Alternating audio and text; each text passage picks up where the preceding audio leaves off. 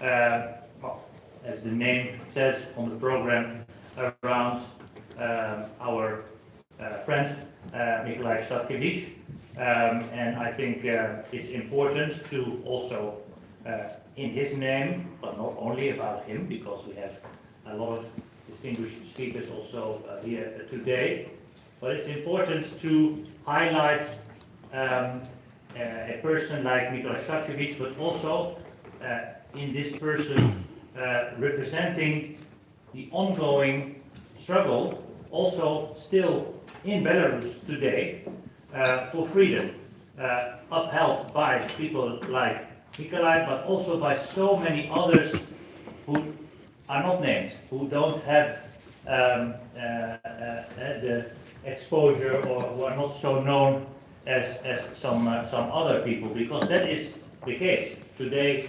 Still in Belarus, ordinary people are trying to uphold the resistance and uphold the struggle for democracy and freedom. That's also why we are involved in this, and I'm happy to give over now to my colleague Petros Austrevicius for further introductions. Thank you. Thank you, Thijs. Indeed, good morning to everybody.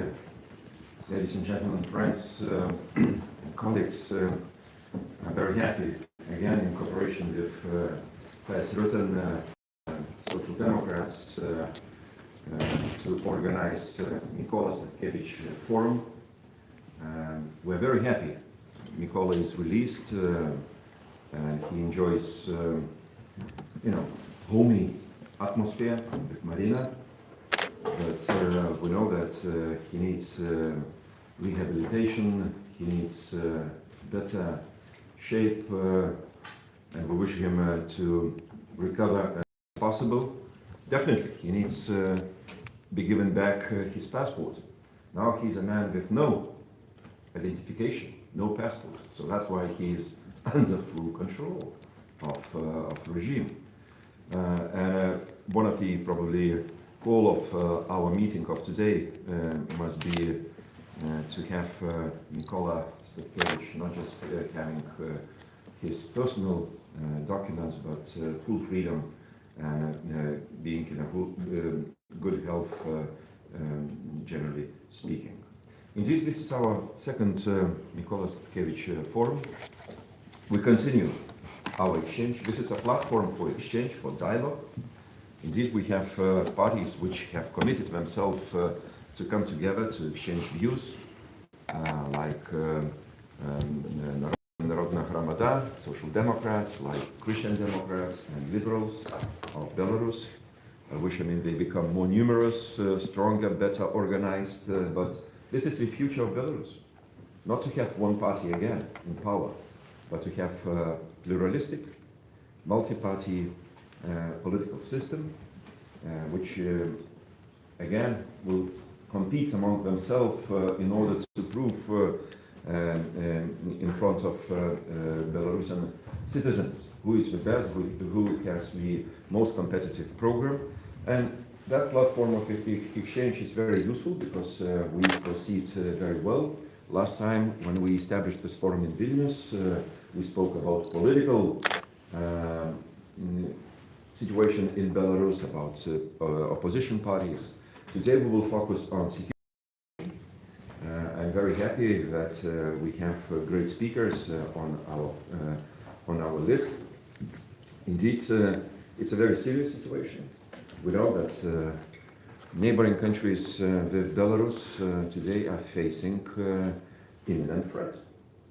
Just a couple of days ago, in fact, on nights from Sunday to Monday, unknown flying object, definitely must be a drone, from the Belarus and hit a lake in Lithuania. Same happened in Poland before, and it's a continuation of this hybrid pressure from Lukashenko regime. Although he is in a kind of informal exchange with US administration, but frankly, I don't see anything getting better. In opposite, Special Representative Cole just left, and we had again incident with migrants on the border. We had the Vilnius airport being closed for an hour or more, and finally with incidents with the drones. I think we have to speak, of course, on a broader scale, describing the situation and hearing our assessments from our Belarusian friends. It's most important to understand how you see your country's future in this regard. Really, to focus constructively on Belarus' future agenda. I mean, we know issues and complications which we've been facing already for about 1 decade, but have something more, open up our agenda for more issues and discussions. So that's why I really appreciate we're having a great list of speakers from different parties as well from the different experience. Guys, I think we will follow a very informal and good friendly collegial exchange. I'm looking forward towards this. We have by 10 this room reserved for all of us, and there is a translation, interpretation from Russian to English, but of course I know that our Belarusian colleagues will speak Belarusian, and interpreter has a proper list, notes to translate to English if will be a need for this. And now I have a pleasure to invite Speaker of Lithuanian National Parliament, Seimas, Juozas Olekas, a former MEP of this House, to address this forum. It will be a video recording.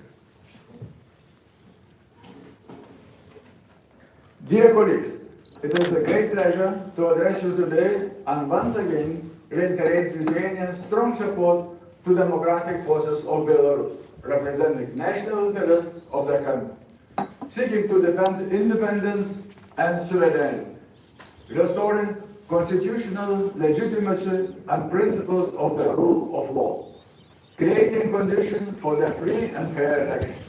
Lithuania will continue active cooperation with the representatives of democratic forces of Belarus in international organizations and meetings, including Parliament Intervention Forum. For many years, Lukashenko's regime has been committing massive human rights violations, persecuting the Belarusian population for their political views and their desire for democratic change in Belarus. Several restrictions of freedom of speech and expression continue. We applaud when groups, even small, of Belarusian political prisoners are released. However, hundreds are in prison and people continue to be arrested for their political views. We should be insistent and coherent. It is necessary to demand that Lukashenko's regime stop political repression and new arrests. Only in this case we will avoid a situation that political prisoners become hostage in the regime's tactics to negotiate more concessions. We have international mechanisms that can be used to hold accountable those responsible for crimes against humanity, as well as those who contribute to war crimes and Russia's full-scale military aggression against Ukraine.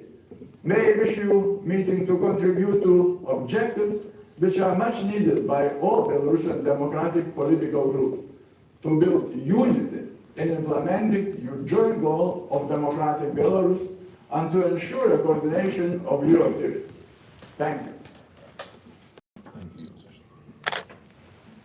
Thank you, Juozas.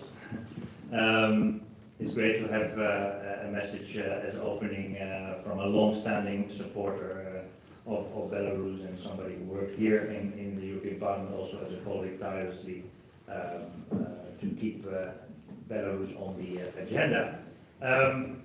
To have a little bit of an idea of the rest of the program, as you see, we have a couple of introductory remarks, but we have at the end of the meeting, the last 15-20 minutes time to ask questions also to all the speakers, also of the first part. So let me start right away with the remarks by Pavel Severenets. He's a former political prisoner, co-founder and co-chairman of the Belarusian Christian Democratic Party. Video address.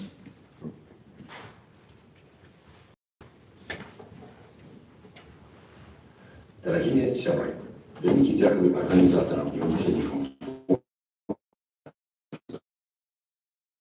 выступить перед вами.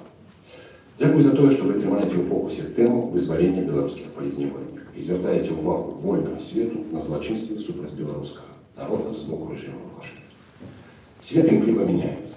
З початку года захисталися тиранічні режими в Венесуелі, Ірані, на Кубі. Люди прагнуть поднимают голову. Люди переживают и тревогу, и надежду. Пророссийский режим Лукашенко став соагресором Кремля у війні супроти України і використовує російську ядерну зброю, щоб погрожати Європі. У випадку глобальної війни Білорусь може перший перетворитися на реактивну складу. Тому тепер критично важливо підтримати білорусів, які хочуть визволення, переменам і незалежності Білорусі. Санкции, введенные в течение режима Лукашенко, застаются в силе. Можно спрощаться, насколько потребными и эффективными были эти санкции после 2020 года, 2021 года, а теперь, коллеги, уже есть и демократизация причем. Просто снять их, как начать диалог с диктатором, означает сдачу позиций. Для Лукашенко перемовы над развязом и вольными белорусами значит целиком развязать режиму руки и стратить инструменты для измены. Снятие санкций означало только выработку вызволения всех произвольных, спынение репрессий и реальных кроков до демократии и независимости. Мы звертаем увагу европейского зв'язку у Білорусі. Ведуться не тільки масштабні репресії поводи політичної позиції, але й угоріння білоруської культури. І у сфері свободи сумління. Арештовують білоруських видавців, редакторів, письменників, зачиняють десятки християнських громадів і церков усіх конфесій. Арештовують святорусы. Мы закликаем европейский связь твердо стоять на обороне демократии и независимости Беларуси. У сьогоднішній геополітичній ситуації Білорусь критично важлива для України, Європи і всього вольного світу. Ми закликаємо Єврозв'яз підтримувати тих білорусів, які опинилися за межою і були депортовані по статуту. Сотні білорусів, самих активних, проєвропейських, творчих, які сьогодні вимушені заставатися в європейській зв'язі, головний шанс на обновлення демократичної і вольної Білорусі. Ми закликаємо Єврозв'яз потребувати від режиму Лукашенки визволення політзневольних, спинення репресій супроти білорусів, білоруської культури і білоруських християн, недопущення агресивних дій супроти України. Разом ми переможемо тиранів. Живе Білорусь, живе Європа. We will hear later from the acting chairman of the same party that Pavel Severenets co-founded. The next statement is linked to the name giver of the forum, Nikolai Statkevich, and I think in this, among friends as we are today, I can safely say I think that Petras and I have been continuously, not only recently, but over the past years when Nikolai was in prison, continuously tried to mention for his imprisonment. I remember a visit also to Vilnius where I got the sweater of free Nikolai Statkevich. I tried to make him popular also in the Netherlands. Leaving jokes aside, I think that Nikolai Statkevich is an example for, upon his release, not leaving Belarus, which doesn't mean that I don't respect those who did, but I think it was a brave decision, especially also the motivation, because he said, I am in my country, I want to stay in my country, and I don't have any place to go. We all know what happened after that. He was taken back in, and fortunately he now can recover at home. But it's great to have a statement by himself, by Mikhail Statkevich, which will be presented to us today by Mikhail Kuchev.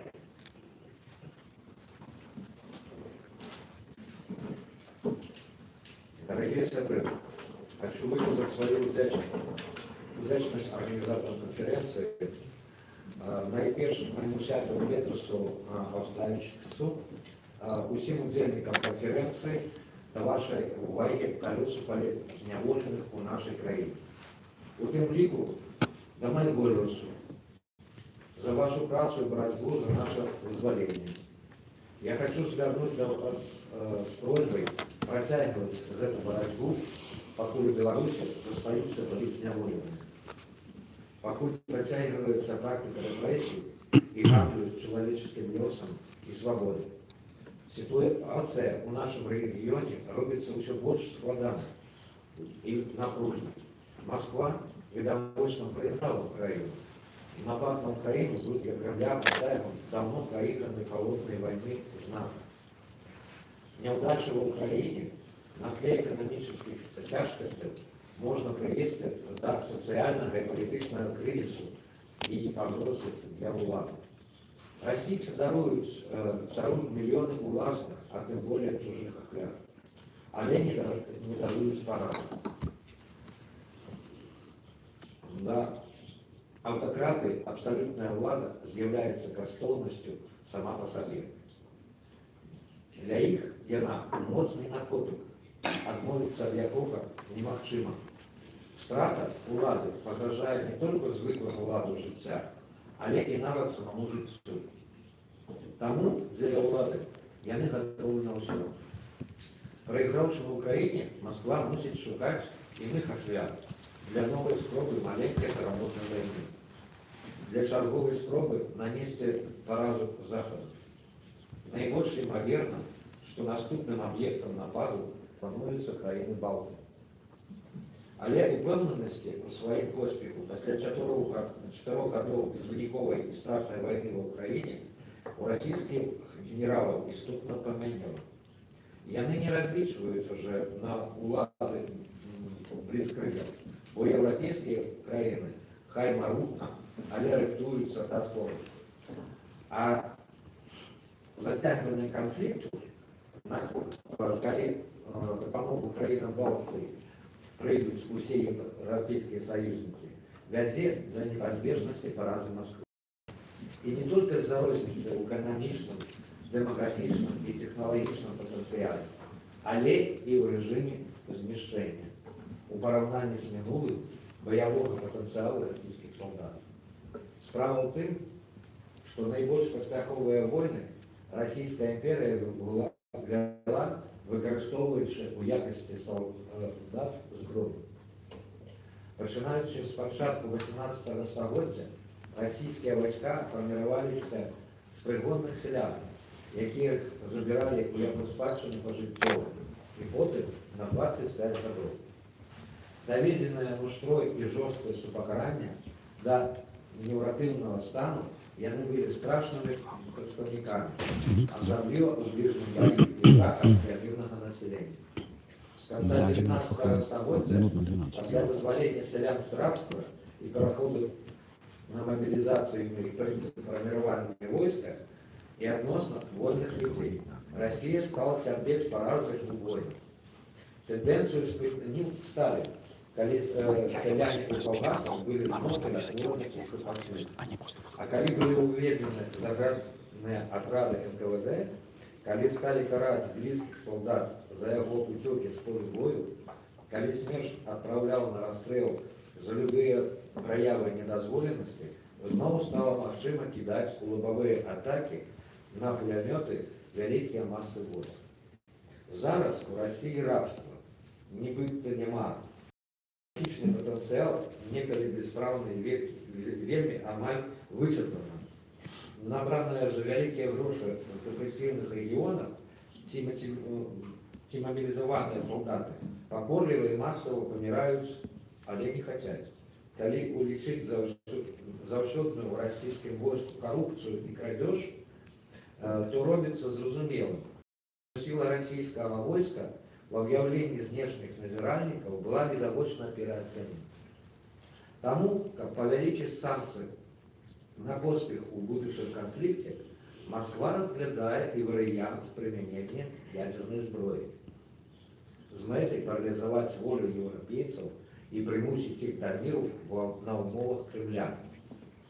Таксама перашкодзіць войскам іншых еўрапейскіх краін прыйсці на дапамогу Балтии.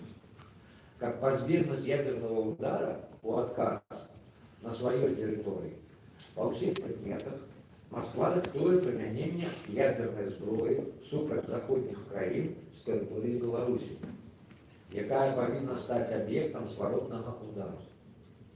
У Беларусі в районе Осиповича ўжо размешчаны ракетныя комплексы «Искандер», здольныя несці і ядерныя зарады і боеголовки.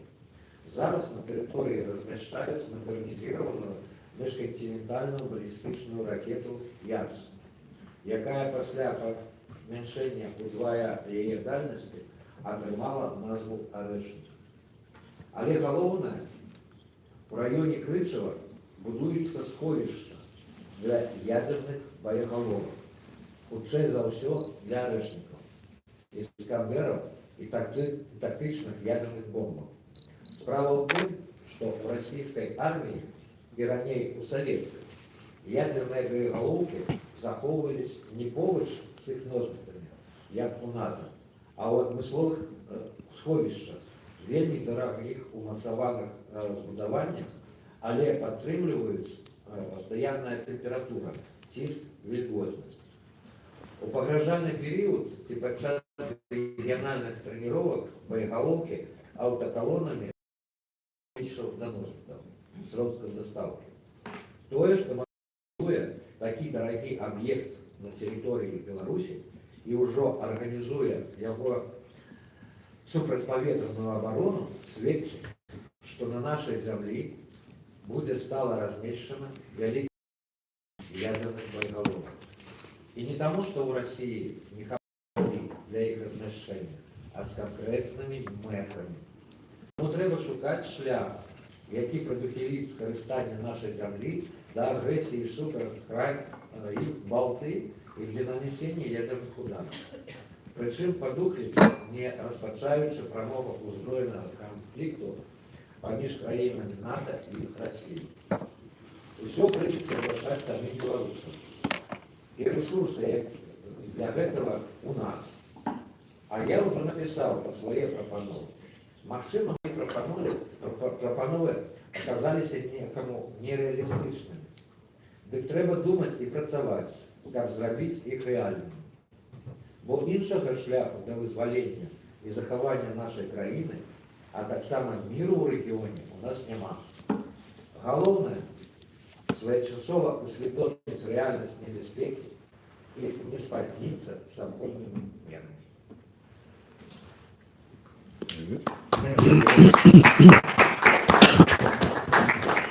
And thank you, Michal, for giving us and presenting us the message from Mikola Statkevich.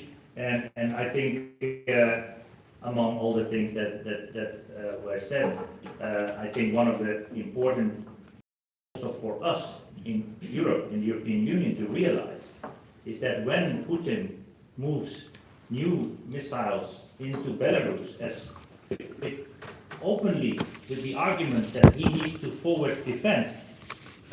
And we then in Europe say, no, but if we integrated air protection zone over Ukraine, we are escalating. Yeah. That is where we stand, also in our internal debates here. I'm glad that the European Parliament in January spoke out that Europe has to explore the possibility of an integrated air protection zone.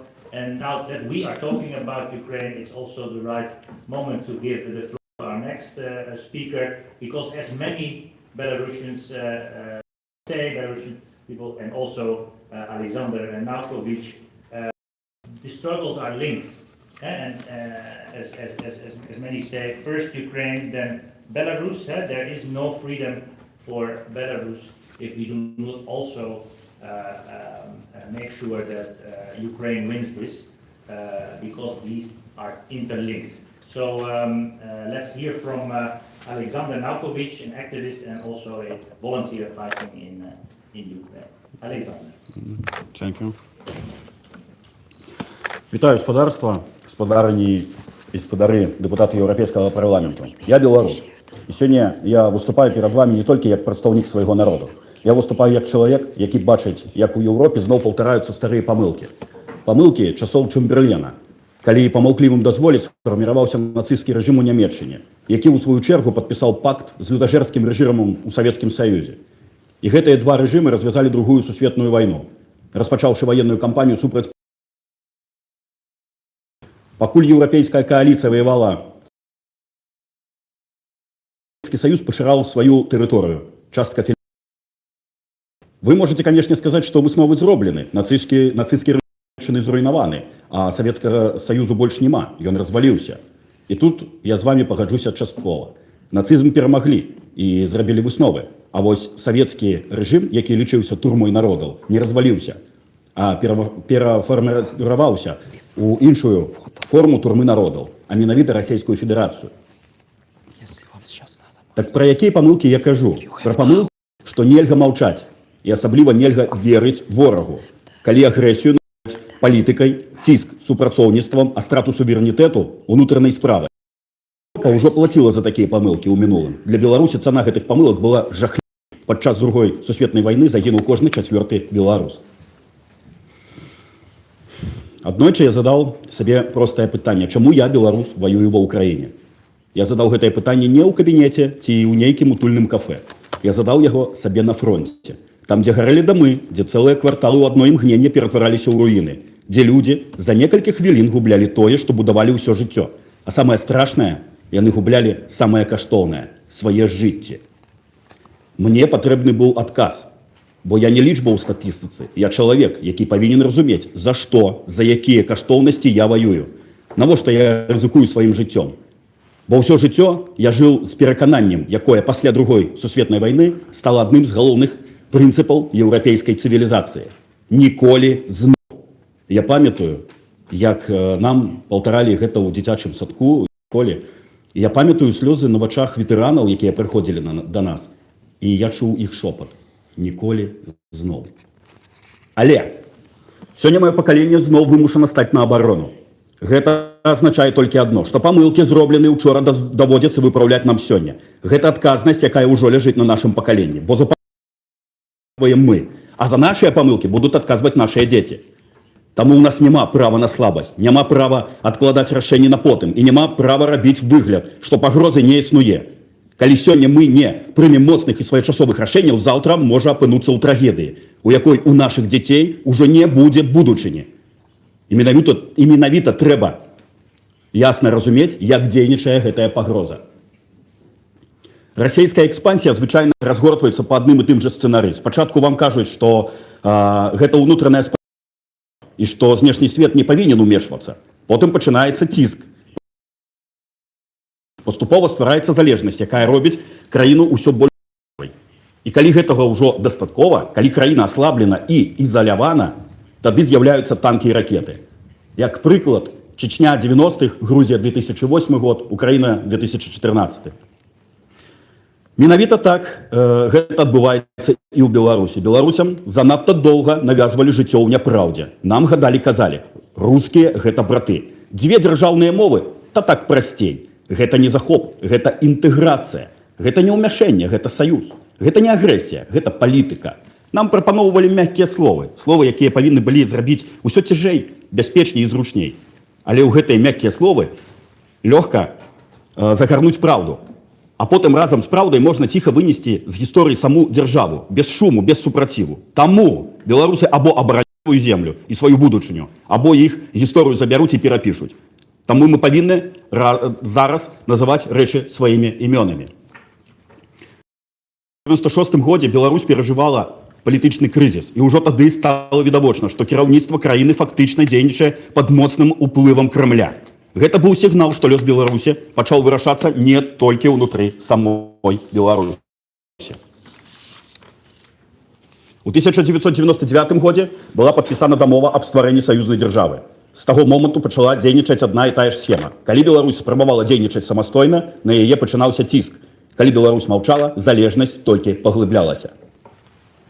У 2004 годзе газавы крызіс паказаў яшчэ адну важную рэч. Газ і нафта гэта ўжо не пра эканоміку, гэта пра кантроль. Калі эканоміка краіны залежыць ад чужых рэсурсаў, яе можна прымушаць прымаць розныя рашэнні. Дарэчы, гэтая схема выкарыстоўваецца не толькі супраць Беларусі. У 2007 годзе канфлікт вакол нафтаправода «Дружба» на некалькі дзён спыніў пастаўкі нафты ў Еўропу. Гэта яшчэ раз паказала, што праблема Беларусі ніколі не была унутранай праблемай. Яна закранае бяспеку Еўропы. У 2020 годзе супраціў Беларусі праявіўся ўжо ў значна шырэйшай форме, калі беларусы масава выйшлі на мірныя пратэсты. У жніўні 2020 года супрацоўнікі дзяржаўных СМІ у Беларусі пачалі сыходзіць з працы і страйкаваць, бо не хацелі ўдзельнічаць хлусні. У гэты момант іх пачалі замяняць расійскія медыакампаніі. І ў момант глыбокага палітычнага крызісу гэта паказалі медыйную дапамогу. А па факце гэта было ўмяшэнне ў інфармацыйную прастору нашай краіны. Праўда павінна называцца праўдай. Калі адна дзяржава ўплывае на палітычнае жыццё другой краіны, выкарыстоўвае эканамічны ціск і бярэ пад кантроль яе інфармацыйную прастору, гэта мае назву дакладна інтэрвенцыя. Дякую. У 2022 годзе стала адкрытай вайной. Расія пачала паўнамаштабную агрэсію супраць Украіны. І адным з плацдармам для гэтай агрэсіі стала тэрыторыя Беларусі. З беларускай зямлі запускаліся ракеты, праз Беларусь шлі расійскія войскі, танкі і тэхніка. І тут ужо не можа быць двух тлумачэнняў. Калі тваю тэрыторыю выкарыстоўваюць для нападу на суседнюю дзяржаву, гэта удзел у агрэсіі. Гэта факт, якому ёсць і ваеннае, і прававое вызначэнне. Інтэрвенцыя. Але пры гэтым трэба сказаць галоўнае. Беларусь гэта не толькі рэжым. Беларусы не саўдзельнікі. Беларусы закладнікі не па сваёй волі. І таму мы просім не караць народ, а прызнаць факт інтэрвенцыі. Бо толькі праз гэта беларусы змогуць вяртаць сваю краіну, сваю суб'ектнасць і права самім вызначаць сваю будучыню. Шановнае панства, Еўропа ўжо сёння плаціць за тое, што ацаніла Беларусь учора. У 1996 годзе гэта трактавалася як унутраная праблема. У 2000-х годах як эканамічныя спрэчкі. У 2020 годзе як палітычны крызіс. Але ў 2022 годзе гэты шлях прывёў да ракет, які і захад Украіны з тэрыторыі Беларусі. Таму мой заклік вельмі канкрэтны. Я прашу вас ініцыяваць у Еўрапейскім парламенце працэдуру афіцыйнага разгляду пытання расійскай інтэрвенцыі ў Рэспубліку Беларусь як сістэматычнага і шматгадовага, які паступова пазбаўляў Беларусь магчымасці самастойна вызначаць сваю будучыню. І ў 2022 годзе перайшоў ваенную фазу праз выкарыстанне тэрыторыі Беларусі для агрэсіі супраць Украіны. Я прашу не пакідаць гэтае пытанне ў зоне палітычнай неакрэсленасці. Я прашу вынесці яго ў поле еўрапейскага палітычнага і прававога рашэння. Бо гаворка ідзе не толькі пра страту суверэнітэту Беларусі, гаворка ідзе пра бяспеку ўсёй Еўропы.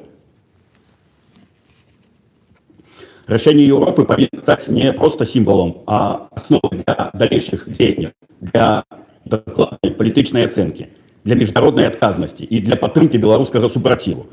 Бо народ, які прызнаны ахвярай інтэрвенцыі, мае права абараняць сваю краіну. Я кажу гэта вам не як тэарэтык, а як чалавек, для якога гэта рашэнне мае цану жыцця. Магчыма, сёння я звяртаюсь да вас у апошні раз. Не таму, што я військовы, а таму, што пагроза для Еўропы набыла занадта небяспечныя маштабы, каб яе можна было ігнараваць хоць адзін дзень. І занадта сур'ёзны характар, каб Еўропа магла дазволіць сабе яшчэ адну памылку. Ніколі зноў павінна набыць практычны сэнс, бо гэтыя словы маюць вагу толькі тады, калі за імі стаіць оборонить себе. Я дазволю сабе адарвацца ад паперкі. Я выключна размаўляю беларускай мовай, таму мне дапаможа мой сябра. Так, перакладаеш? Глядзіце, я прыехаў з Украіны, я прыехаў з фронта вайны. Што давесці? Я мог бы сам ствараць сваё жыццё ў якой-небудзь цывілізаванай еўрапейскай краіне і пачынаць свой ранак, напрыклад, з кавы, там, круасана ці яшчэ штосьці. Але я абраў украінскі сухпай. Я бачу усмешкі дзетак. А яшчэ праз вызваленне Украіны я бачу вызваленне Беларусі. Dear friends, I I'm coming from the Ukraine, from the front, and I would be able to make my life in the European Union and start my day with coffee and croissant. But I have chosen the army food, and why do I do it? Because when I come from the front again, I see children smiling. Чому я так моцна звертаю на тое, што зараз адбываецца ў Беларусі? Бо калі Расія пачынае якую-небудзь тэрыторыю, яна абалваньвае людзей, і сёння мы ва ўкраіне бачым башкіраў, якутаў, татараў, якія губляюць сваю ідэнтычнасць, сваю культуру і мову, але яны падпарадковваюцца Крымлю і ідуць з вайной ва ўкраіну. It's translated. Thank you. Ідут вайной ва ўкраіну. Я баюсь, што калі Расія паглыне Беларусь, то беларусы пойдуць з вайной на краіны, з якімі мяжуюць. А гэта Польшча і краіны Балтыі. Мы павінны сёння ўжо прымаць нейкія рашэнні. Я військовы, я прыехаў сюды, я адпрашваўся ў свайго кіраўніцтва. Вы не паверыце, як гэта было складана. Чаму я гэта раблю? Таму што мае палітыкі, вось тут я не вельмі хацеў казаць, але мае палітыкі не моцна зацікаўлены ў вызваленні Беларусі. Я кажу зараз пра офіс Ціхановскай, АПК і вось гэта і ўсё.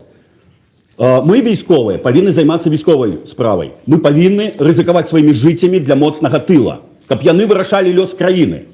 Але я сёння прыехаў сюды, таму што я бачу, яны зацікаўлены больш у фінансаванні, у атрыманні грантаў на сваё прыгожае жыццё. А я хочу павярнуцца дамоў. І сёння я тут з вами звяртаюсь да вас, ініцыяваць, разабраць праект інтэрвенцыі. Таму што калі мы прызнаем факт інтэрвенцыі, па законах, па статутах ААН, мы маем права на стварэнне вызваленчай арміі. Я хочу воевать за сваю краіну, я хочу павярнуцца дамоў. І мне трэба ваша дапамога. Дякую. Жыве Беларусь! Слава Украине! Героям слава!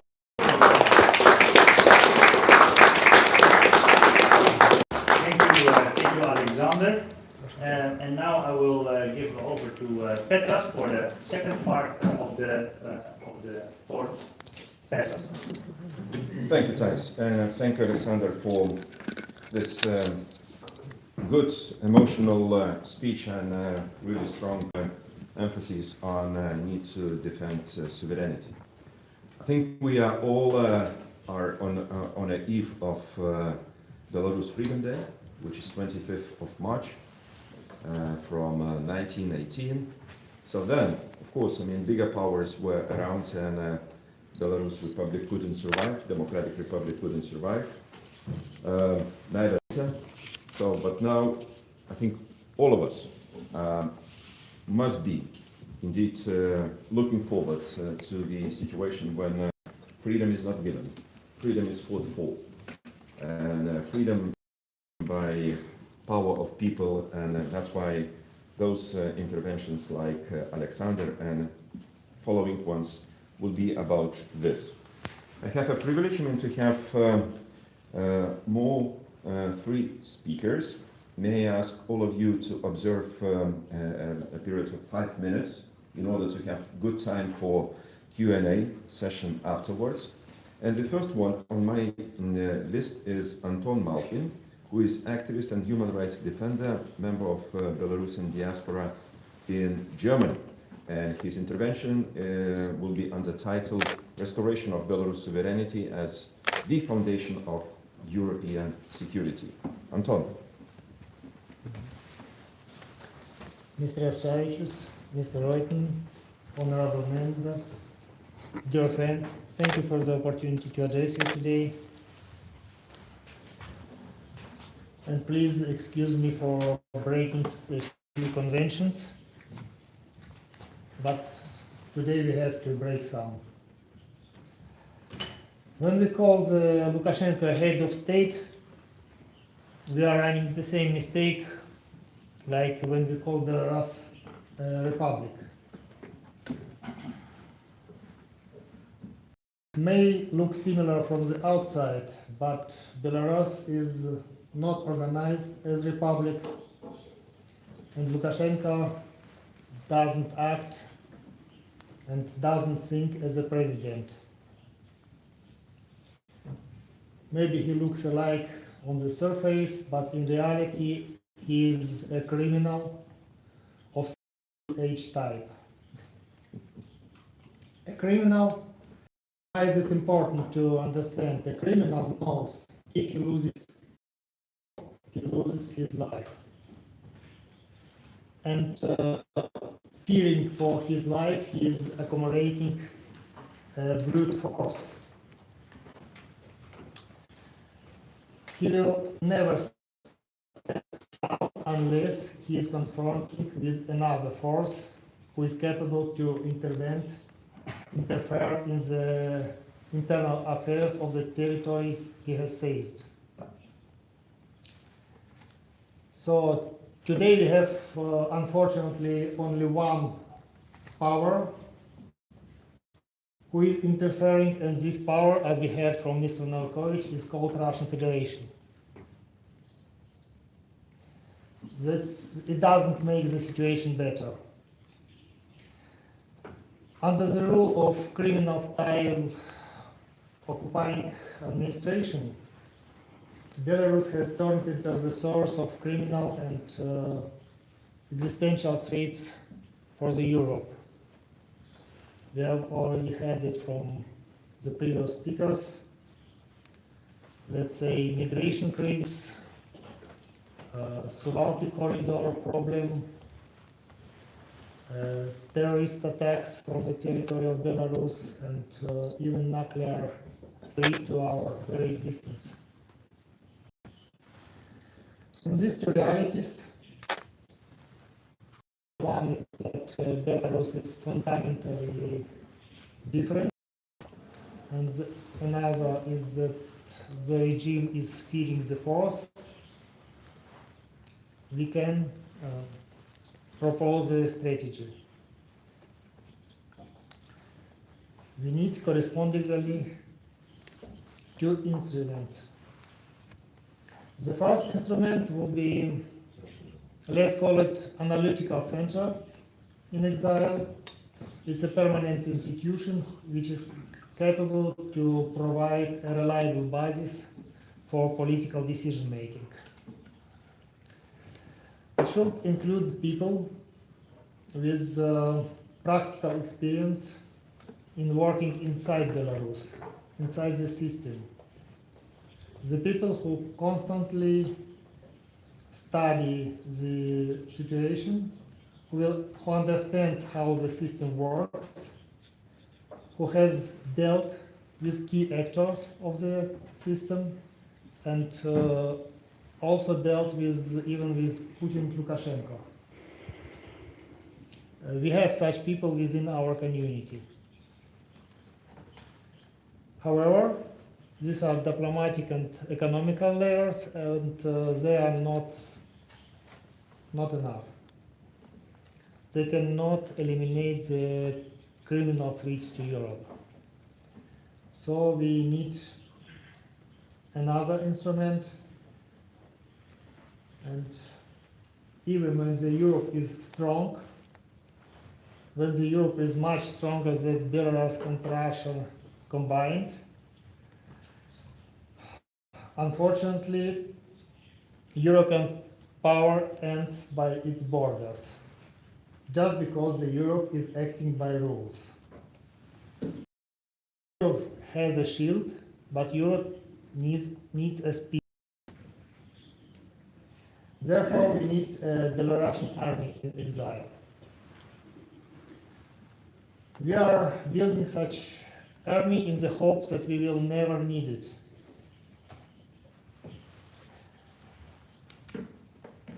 In fact, the experience of democratic transitions shows us that the peaceful change is more likely and more sustainable.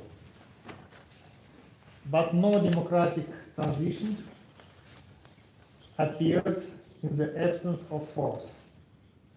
The force needs to be there. So, in other words, instruments that can act from Europe towards Belarus without violating international law. And these two instruments are Belarusian Analytical Center and Belarusian Army in Exile. Do we have an alternative?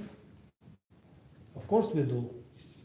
We can continue pretending that Belarus is a republic, that Lukashenko is the president, continue living under all that threats, but the question is how long. Thank you very much. Thank you, Anton.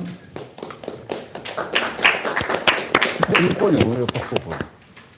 Is to invite Evgeny Rivsky, first deputy chairman of Народная Громада party, residing in Vilnius. Evgeny, your 5 minutes. Вітаю всіх, хто сьогодні побув з нами в этой зале. Я хочу подякувати организаторам этого мероприятия за молчимость выступить в Европейском парламенте. Все это исполняется 6 годов с початку Белорусской революции 2020 года. За этот час в Беларуси были знищены амаль все поростки демократии и любые проявы іншадумства. Колькість політичних зневолених не зменшається, не глядячи на періодичні визволення, які часто супровождаються фактичной депортацией з країни. При этом белорусская демократическая супольность переживает глубокий системный кризис. В миграционном осеродии нарастает кризис доверия до признанных демократических структур белорусов за межой. Причинами этого становится стомленность от затягнутого чекания зменов, неуладковане життя белорусской диаспоры и разочарование за отсутностью реальных выников. За последние 5 годов лидеры так званых демократичных сил, окромя гучных заяв и деклараций, не смогли продемонстрировать громадство переконавчих політичних досягнений. Им не удалось выпрацовать отдельную политическую линию. В делегациях, что выступают в Европейском парламенте, одночасово присутствуют прихильники взаимовыключенных подходов. Одни выступают за санкции супротив белорусского режима, іншие супротив этих санкций. Одни допускают перемовы с режимом, іншие категорично это отхиляют. Особой уваги заслуговують провал праці з білоруськими доброохотниками, які воюють в Україні. Это один из ключевых напрамков, поскольку менавіта сьогодні в Україні решается лёс не только Беларуси, але и всей Европы. Однако, не атрымліваючи незалежной політичной организационной подтримки, белорусские доброохотники часто застаются сам насам со своими проблемами, як в Украине, так и в інших країнах, куди они вертаются после завершения контракта. Такое становище уменьшает количество белорусов, готовых сражаться за свободу и демократию в войне супротив России. На этом фоне становится безоочным. Белорусскому супротиву необходный новый этап политической организации. Настав час змены и для самого белорусского супротиву. Менавіта тому ті білоруси, яким по-ранейшему не обыякивая лёс країни, кто заховывает волю до супротиву и готовы денежить, приняли решение створить национальную коалицию. Национальная коалиция – это объединение национально ориентованных политических и громадских сил Беларуси. Коалиция стала отказывать как на политический кризис внутри краины, так и на кризис доверия в миграционной супольности. Основу коалиции складывают 3 политические силы. Партия «Народная Громада», социал-демократы, Белорусская христианская демократия, христианские демократы и Країна до життя, либералы. Таким чином, коалиция объединовывает широкий спектр центристских политических сил. Окромя того, в склад уваходять діаспоральні організації, правооборончі структури, різні НДА, а так само предугледжена фактичность персонального дела. Одним из ключевых напрамков деятельности коалиции является взаимодействие с белорусскими доброохотниками, які воюють в Україні. Ми заходимо з того, що менавіта в Україні сьогодні вирішається лёс Беларусі у всій Європі. Голос белорусских воїнів повинен бути почутий, а їх внесок признаний і підтриманий. Коалиция будуется не вокруг одного вида, а вокруг огульной идеи. Борьбы за свободную, демократичную и европейскую Беларусь. Усе організації, люди, які виходять в національну коаліцію, можуть мати різні політичні традиції і погляди. Однак їх об'єднує огульне розуміння льосу Білорусі. Это лёс незалежная держава с демократичной системой влады, у якой держава служит громадству, а не наоборот. Головная задача коалиции – объединять национально ориентованные политические силы, які выступают за суверенитет Беларуси, развитие демократии и интеграции краины в европейскую политическую и культурную простору. Это спроба вернуть сенс, субъектность и вынік белорусской политики. Час декларации минул. Свобода Беларуси не прийде сама. И она может быть достигнута только змаганиями тех, кто готов за ее змагаться. Живе Европа, живе Беларусь!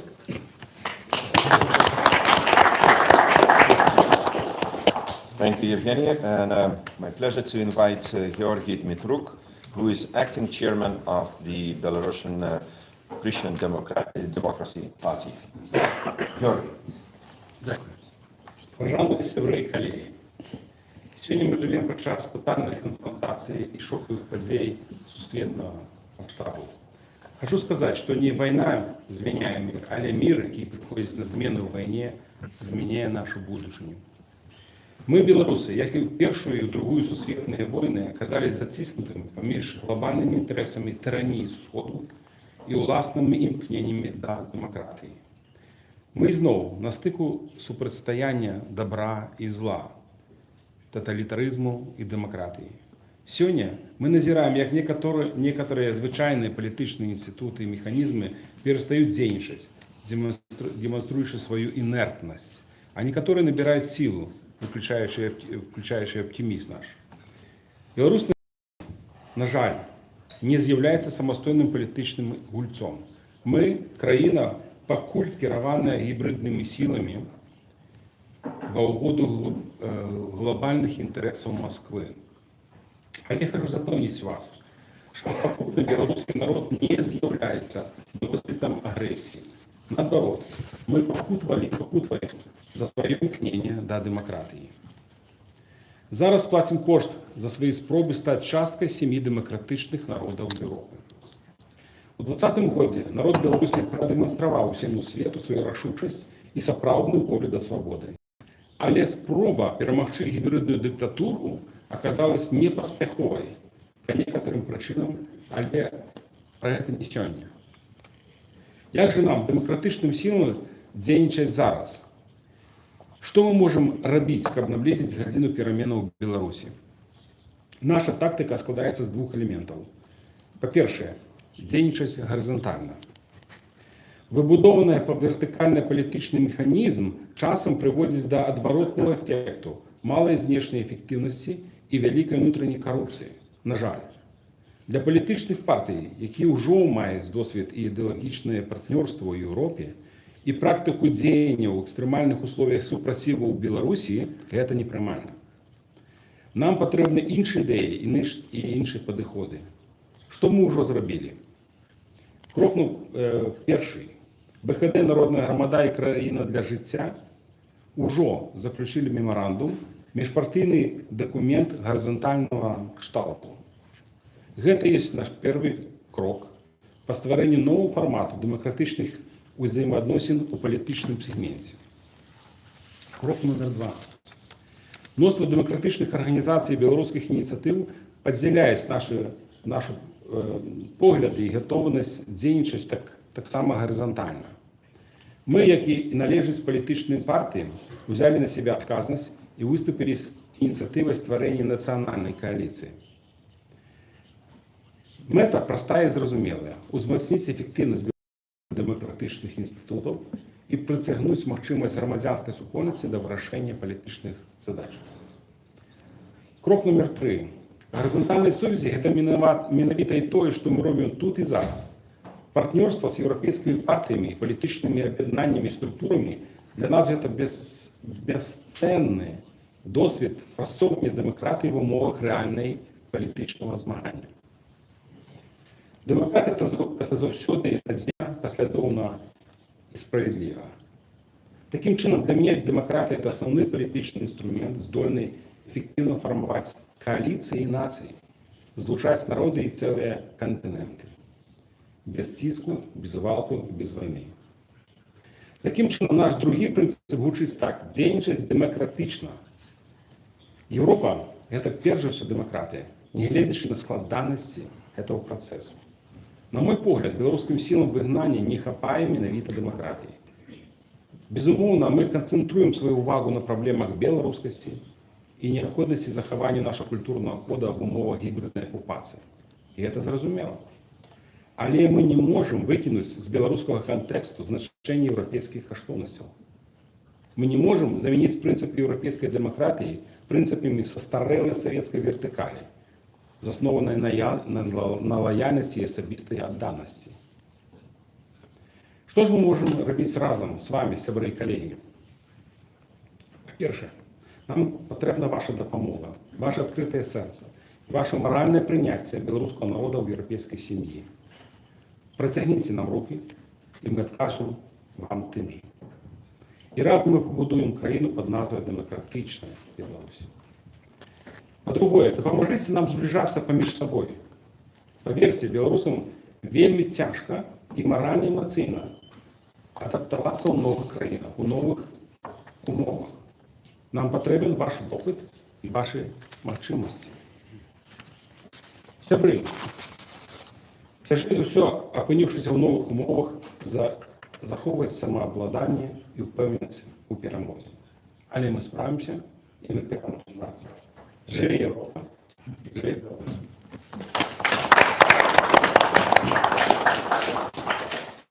Thank you, Georgi, and I invite Yuri Bezdugan, who is the chairman of Socialdemokratическая партия Украины, who will have points of view from Ukraine. Yuri, floor is yours, 5 minutes. Як вже було сказано, я з України, і я приїхав через війни, і я хочу сказати, що всі розуміють, що війна, яка зараз іде в Україні, це не війна проти України, це війна проти Європи. Колись, рівно 30 років тому вийшла книга Збігнєва Бжезинського, і він там розмістив карту вісь стабільності Європи. Франція, Німеччина, Польща і Україна. Дестабілізувавши лише один ланцюжок, елемент цього ланцюжка Україну, дестабілізували всю Європу. І от сьогодні у наш сьогоднішній форум називається «Нова архітектура стабільності європейської безпеки». Нам доведеться зараз будувати. І в мене є 7 тез, 7 коротких тез, що я пропоную як нову архітектуру безпеки Європи. Але перед цим я хочу сказати дякую. Тут зібралися друзі України. Я хочу подякувати європейцям, які надають Україні допомогу. І ми відчуваємо цю допомогу. І ми вдячні за цю допомогу. І я вдячний білорусам, і не тільки білорусам, які воюють за Україну. До перемоги разом.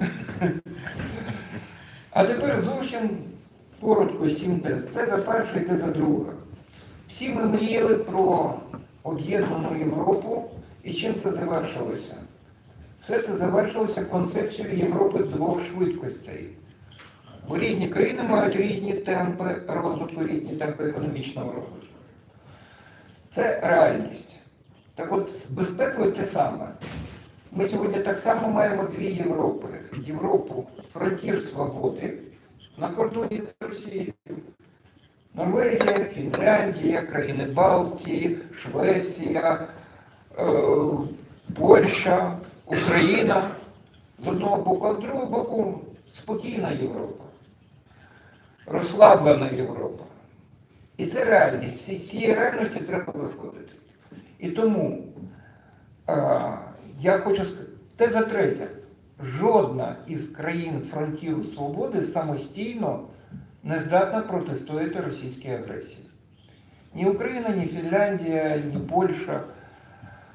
Але якщо об'єднати ці країни в єдину потугу, то це буде те, на чому Росія зламає собі, Росія буде абсолютно, це і буде новою архітектурою безпеки Європи. Власне, до чого я і закликаю до створення такого об'єднання. Четверта теза. Це об'єднання не має бути чисто військовим об'єднанням. Це має бути і військове, і економічне об'єднання.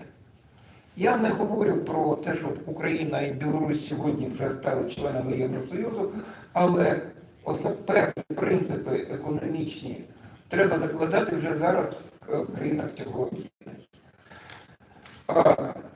П'ята теза.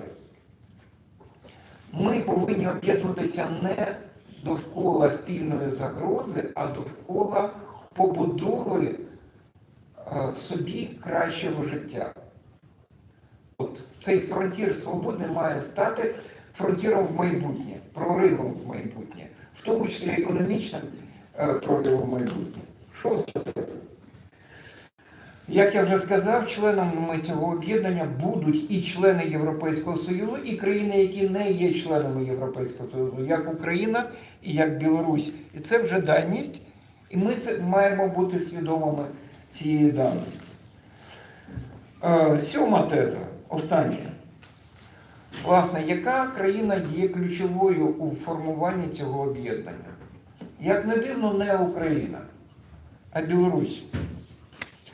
Власне, сьогодні вирішується оцей наш ланцюжок на півночі від Норвегії до України на півдні розірваний в Білорусі за рахунок окупації, інтервенції, як сказав, окупації, гібридна окупація Білорусі, вона має бути подолана. І для цього нам треба з вами зробити дві речі. Перше, на наше велике щастя, менше року тому, влітку минулого року, в Варшаві відбувся круглий стол, на якому була створена національна коаліція, про яку вже говорили наші друзі білоруси. І це добре, це просто фантастично добре, бо є суб'єкт, з яким ми можемо говорити. Ми, українці, і ви, європейці, ми можемо з ними говорити. І тепер нам треба їх визнати як виразників білоруського народу і як суб'єкт уряду в вигнанні, якому ми можемо допомагати, з яким ми можемо співпрацювати. Це перша річ, яку нам треба зробити. Друга річ, про яку вже сказав Лахвіч. Вибачте, білоруси хочуть звільнити свою країну від гібридної окупації. Нам треба їм допомогти. Допомогти створити білоруську народну армію, яка визволить Білорусь. Як колись сражаючаяся Франція де Голля звільнила Францію. От так само і білоруси мають звільнити свою Білорусь. Жиє Білорусь! Жиє.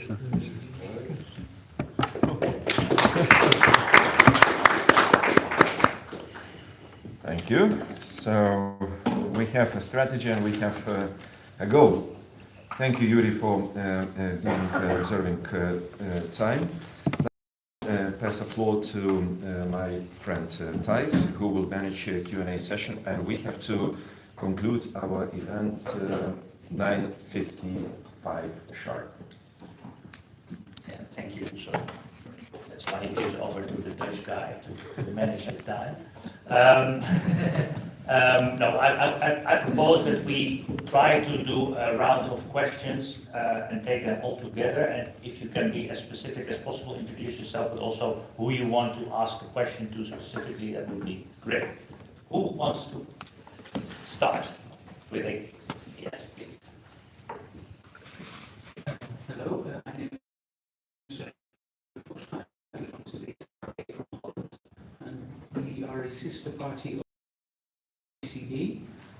I would like to ask a question about Moskaya and the government in exile, because how is your cooperation with her and her team? Because I do not see any representatives of that. So I would like to have an answer, and especially ask Mr. Filski and Mr. Zientruk to answer that question. Okay, please wait. We take a couple of more questions. So this was a specific question to the people to my left. Anyone else? No other questions? Okay. Maybe to Georgi and Evgeny, how is the cooperation with the Cabinet United?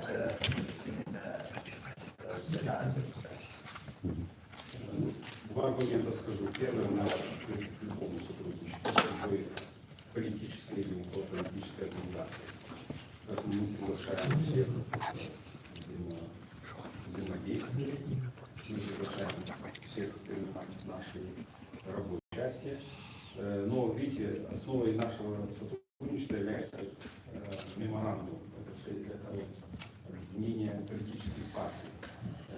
К сожалению, а так получилось, что Светлана Тихановская, они больше опираются на общественные организации, на работу с экспертами. Поэтому, безусловно, что нет смысла строить абсолютно вертикальные системы, поэтому мы работаем и открыты к любому сотрудничеству. Евгений? Спасибо за вопрос. Буду говорить по-русски, потому что тут проблемы с переводом. Ну, так, как Георгий сказал, мы открыты к любому сотрудничеству. Но, к сожалению, после Светланы Тихановской не всегда готов на это сотрудничество. Ну, как пример приведу, мы всегда приглашаем на любое мероприятие, которое мы проводим с представителями Светланы Тихановской, мы готовы сотрудничать, объединяться. Если цель одна и та же, то почему нет? Ну, к сожалению, наши лидеры демократических сил руководствуются немножко другими принципами.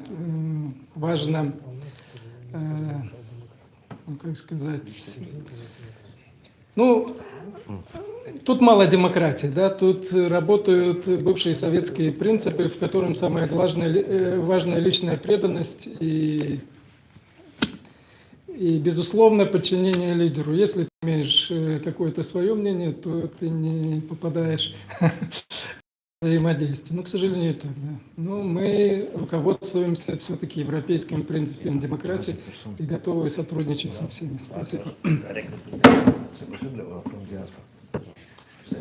You want to say something? Yeah. Very brief comment also from you. Yes? Yeah. Как представитель белорусов диаспоры европейской, а в диаспоре я вынужденно живу более 24 лет, вот, система Тихановской, мы приняли демократию Европы, мы хотим в такой системе жить, но Тихановская, к сожалению, строит вертикаль Лукашенко план. Спасибо. Okay, thank you very much. I don't see any other questions. You have a question, yes. But let me first say, and I also want to recall your words from the beginning, because I think it's important that as Petra said, the goal, not yet there, but the final goal is to build a pluralist system of democracies. And of course, every party, every political force has to fight then in a democracy for its ideas and for its support. I think we from the European Parliament try to work closely with as many people as possible. We also have good relations, obviously, with the Transitional Cabinet of Svetlana Tsikhanouskaya, and I think it goes without saying that many also there have played an important role, but I think, and that is fundamental, we cannot permit ourselves to be divided, to be standing against each other in one way or another. There will be time for political discourse and for political debate, but those who are watching us, those who are watching both the people here, but also other representatives of civil society and political forces, they would love to see us fail. They would love to see us being divided and standing against each other. And yes, there must be room for debate and there must be room for discussion, but I think it's good that we try to do that in a democratic and constructive way, like Petros also said in the beginning. You had also a question, Petros. Yes. Thank you, Tess. Nobody's perfect. I think opposition is learning its own methods of cooperation, but to my mind, what is important is the Belarusians fighting on behalf of Ukrainian forces, and this is really a European fight. It's not just the Belarusian voluntaries or those who want to support Ukraine against Russian aggression. This is very important. There are many Europeans fighting same way, and many countries of ours are well represented in that fight. But I have a question to a good one. If those present today, hybrid occupation, how do you understand this concept, and what should be done to explain, in particular Europeans, the European Union better, what actions must be taken or directions chosen in order to reflect this hybrid occupation in a kind of practical way? Probably a sentence or two from those who want to intervene. Yes, I see Anton already. You go first, Anton. Thank you. We are understanding it quite simple. Hybrid occupation is a type of occupation. It's just an occupation by some other people who is not necessarily military, not necessarily the soldiers of the Russia. They just hire someone, hire administration, hire someone, and lots of generals in the Belarusian army are hired by Russians, already hired by Russians. So it's just the influence which is not by military force, but it's the same influence with the same result. So we have the same means of fighting it, like any other occupation. So Belarus is losing the sovereignty. You understand it? We are over the notion of sovereignty. Thank you. No, you also made it clear already that we have to really understand that we cannot see Belarus as a republic, because it doesn't function as a republic as much as, of course, Putin's lapdog, Lukashenko, is also not functioning as a normal head of state. Anyone else on what hybrid occupation means? Yes, very briefly.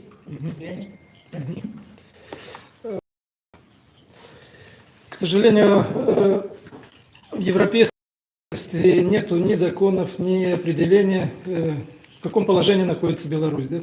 И здесь, вынося в Европейском парламенте термин гибридной оккупации, мы пытаемся дать толчок движению, чтобы такие законы были созданы. Надо отделить режим Лукашенко от населения Беларуси. Население Беларуси не несет никакой ответственности за то, что творит режим. Поэтому мы говорим, что оккупация гибридная. Дякую, спасибо. Интервенция. Интервенция, извините. Друзья, я думаю, что пример Западной Европы послевоенной, когда страны, Польша, Словакия, другие были оккупированы фактически Советским Союзом, это является похожий пример, то, что происходит сейчас в Беларуси, когда вся система внутри страны, школа, церковь, когда все институты власти были настроены на подавление инакомыслия и на приверженность каких-то определенным политическим смыслам. Поэтому то же самое происходит в Беларуси. And last but not least, Alexander, on what hybrid occupation means. Глядзіце, ўсё проста. Калі мы кажам сёння факт, прызнаем гэты факт, то адразу адкрываюцца вялікі шэраг мажлівасцяў. Я, як військовы, хацеў бы стварыць вызваленчую армію менавіта для Беларусі. Беларусі, і мы маем на гэта права па статутах ААН. Ці дзеля чаго яны тады пісаліся. І гэта, в сваю чергу, дапаможа Украіне, бо калі мы будзем вызваляць Беларусь, то больш за 1000 кіламетраў вызваліцца фронт, не фронт, а мяжа з Украінай. Таму гэта вельмі важліва. Ну, таму я сёння сюди до вас і приїхав. Дякую. Thank you very much. We can only do that if it's very brief. Yes, thank you. If we don't have time, I'll ask separately, but maybe the question would be interesting for us. From the European Commission. I had a question to the Russian colleagues. Will their party participate to the Coordination Council elections? And if so, will you participate as a coalition or as separate parties? But if there's no time, we can. Okay. But I think maybe but members of the European Parliament would be interested in your answer. Yes, but we will be very short in our closing remarks, but I have to tell you, we need to clear the room at 10. So, very briefly, the two representatives of both the parties. Yes, Yuri, first. ВКД не будет участвовать в выборах в Координационный совет. Я думаю, что для того, чтобы объяснить причины, нужно время. Пусть мои коллеги ответят так же самое. Мы тоже не будем участвовать в выборах, потому что это не выборы, это фарс. Мы уже в этом попробовали поучаствовать и поняли, что это ничем не отличается от выборов, происходящих в Беларуси, извините. Это закрытый, подконтрольный полностью процесс, абсолютно не похожий на выборы. Но это можно объяснять когда более подробно, когда при встрече. Я только добавлю одну. Главная причина то, что мы можем контролировать процесс выборов. Спасибо. Okay. I think, with all respect, I think you need to discuss this a little bit more broader, maybe after the meeting, because it's important. But also on behalf of Petra, I want to thank everyone for participating. I think it's important that we keep the dialogue going. I think it was very insightful to learn about the differences between something that you can see, a occupation that is happening by stationing military, by stationing missiles on someone's territory, but also the hybrid occupation, which of course has also a big influence on the daily life. And still, we also managed to discuss some ways forward, positive outlooks, and especially also to make sure that everybody who will hear about this meeting, but also will hear from all of you, will know that also those in Belarus still keeping up the fight for freedom and democracy are not alone. We have to join forces in this. So thank you for being here and for your participation.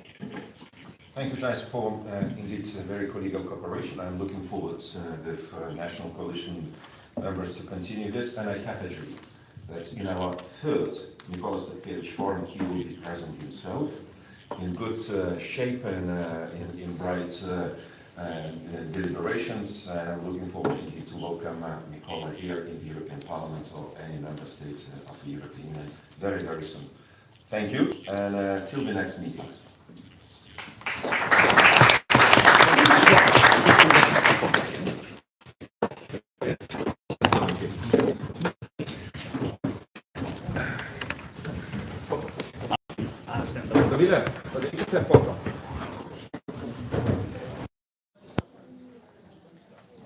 Вот такая вот ситуация.